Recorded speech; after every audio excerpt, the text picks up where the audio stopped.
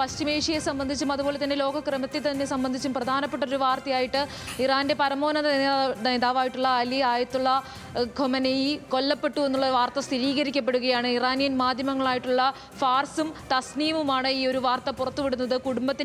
കുടുംബം കൊല്ലപ്പെട്ട വാർത്ത നേരത്തെ തന്നെ ഇറാനിയൻ മാധ്യമങ്ങൾ റിപ്പോർട്ട് ചെയ്തിരുന്നതാണ്. അതിനുശേഷം ഈ ഒരു വാർത്തയിൽ, വലിയ വാർത്തയിൽ സ്ഥിരീകരണം വരുന്നു. ഇറാന്റെ പരമോന്നത നേതാവ് കൊല്ലപ്പെട്ടിരിക്കുന്നു. ഇസ്രയേലിന്റെയും അമേരിക്കയുടെയും സംയുക്ത ആക്രമണത്തിൽ ഇറാന്റെ പരമോന്നത നേതാവ് അലി ആയത്തുള്ള ഖൊമനെയി കൊല്ലപ്പെട്ടിരിക്കുന്നു എന്നുള്ള വാർത്തയാണ് പുറത്തു വരുന്നത്.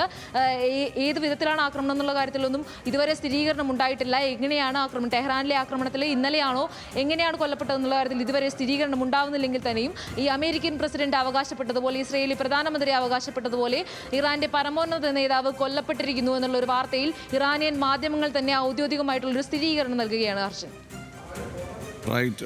വളരെ പ്രധാനപ്പെട്ട വാർത്ത.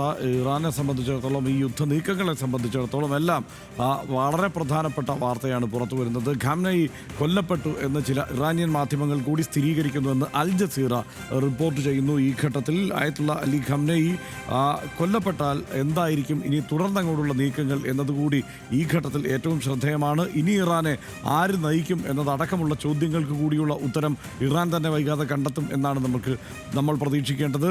ഈ യുദ്ധം ആരംഭിക്കുന്നതിന് മുമ്പ് ട്രംപ് ഉറപ്പുവരുത്തിയത്, ട്രംപ് ഒരു ദീർഘകാല യുദ്ധത്തിൽ താല്പര്യമുള്ള ആളല്ല, അതുകൊണ്ട് തന്നെ ട്രംപ് ഉറപ്പാക്കാൻ പരമാവധി ശ്രമിച്ചത് ഈ ആക്രമണത്തിൻ്റെ ആദ്യഘട്ടത്തിൽ തന്നെ ഇറാൻ്റെ പരമോന്നത നേതൃത്വത്തെ ഇല്ലാതാക്കുക, അവിടെ ഒരു റെജീം ചേഞ്ച് കൊണ്ടുവരിക, വളരെ പെട്ടെന്ന് യുദ്ധം അവസാനിപ്പിച്ചുകൊണ്ട് അടുത്ത ഘട്ടത്തിലേക്ക് കടക്കുക എന്നതായിരുന്നു.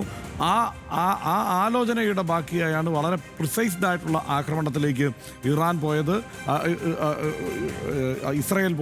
ഇസ്രയേലും അമേരിക്കയും പോയത്. ആ ആക്രമണത്തിൻ്റെ ബാക്കിയായാണ് ഇപ്പോൾ ഖംനെയി കൊല്ലപ്പെട്ടതായുള്ള വാർത്തകൾ കൂടി ഇപ്പോൾ സ്ഥിരീകരിക്കപ്പെട്ട് പുറത്തു വരുന്നത് എന്നതാണ്. ഇറാൻ്റെ പരമോന്നത നേതാവായിരുന്നു ആയത്തുള്ള അലി ഖാംനെയി.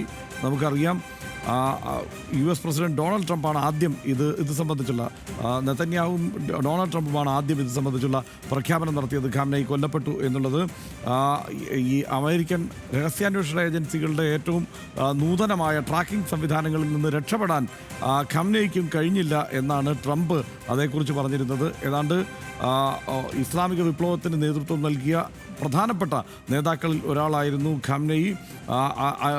ആയത്തുള്ള റൂഹുള്ള ഖൊമേനിയുടെ മരണത്തിന് പിന്നാലെയാണ് 1989 ഖാംനെയി ഈ ഇറാൻ്റെ ഇസ്ലാമിക് റിപ്പബ്ലിക് ഓഫ് ഇറാൻ്റെ നേതാവായി വന്നത്.